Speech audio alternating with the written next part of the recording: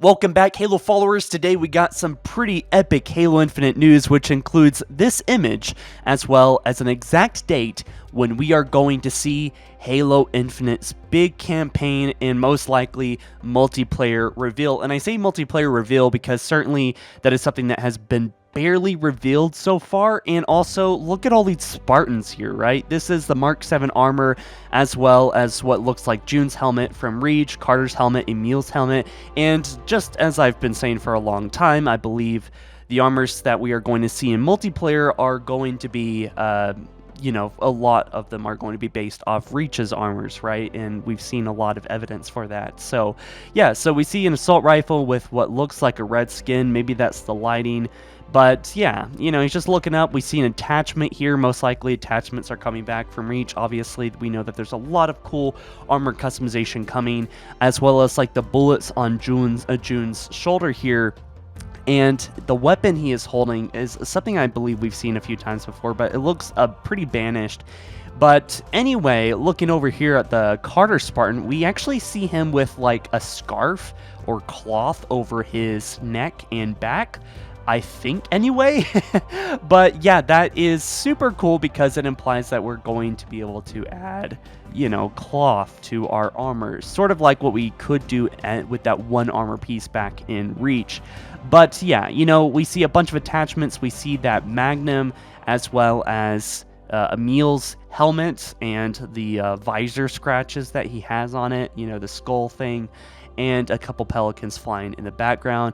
But Emil here, I'm just gonna call him Emil. Anyway, looking at his armor, looking at all this armor, by the way, all the the chest pieces, the shoulders, the helmet attachments, all this stuff, I think is heavily implying that there is going to be all available armors that we will have in the multiplayer experience, right? In the armor customization. And certainly I am hoping that this is not stuff that we have to buy or grind our butts off for with the alternative of buying, But with that being said, we actually see on the bottom left a planet, and I wonder where this planet might be. Maybe it's a part of the Halo ring stretched and bent really weird to kind of match this, everything that's going on here. But, I think this is a good time for me to just kind of unload on what my expectations are for E3 2021.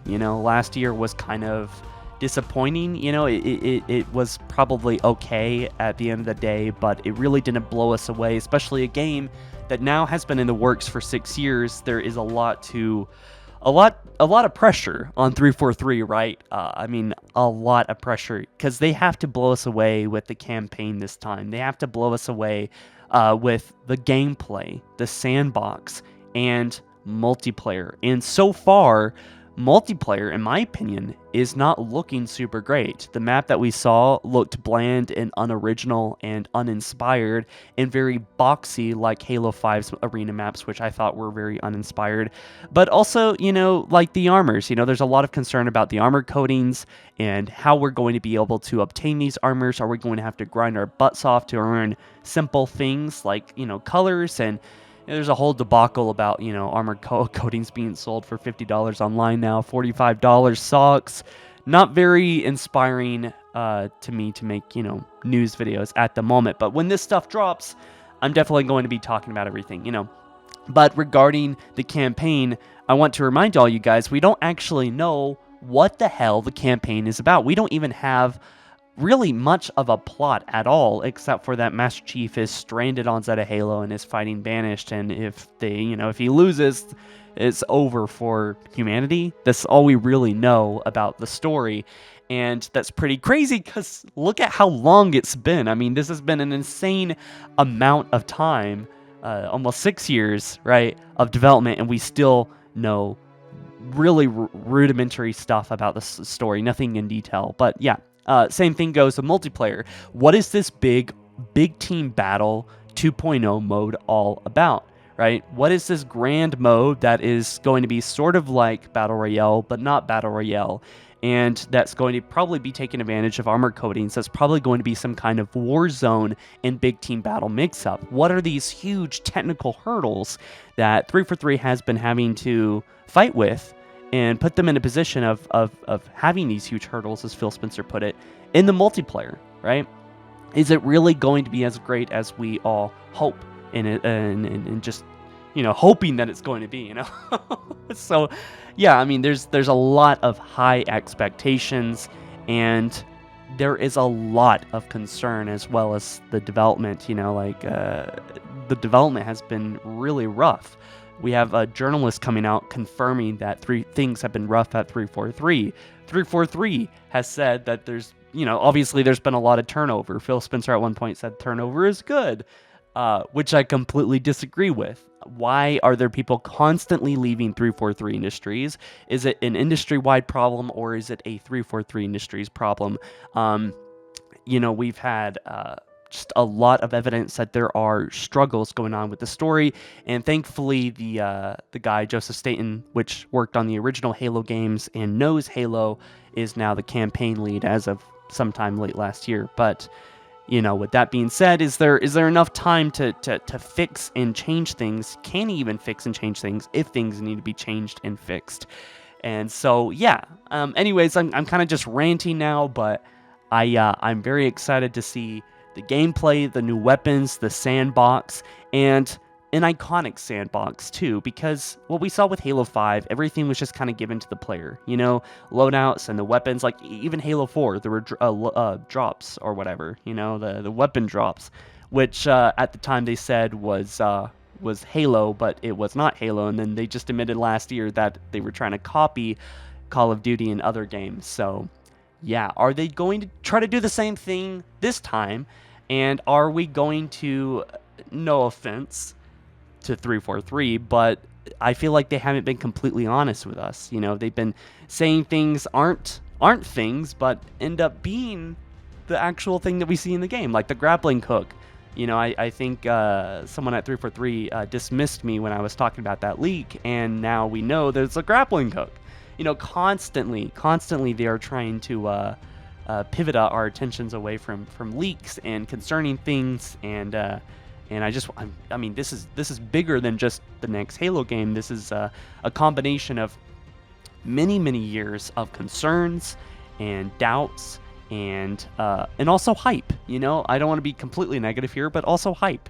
I want to see Halo return to its roots. 343 has learned a lot from Halo 4 and Halo 5, but man, if they get it right, this is going to be insane, and this could be the return of Halo.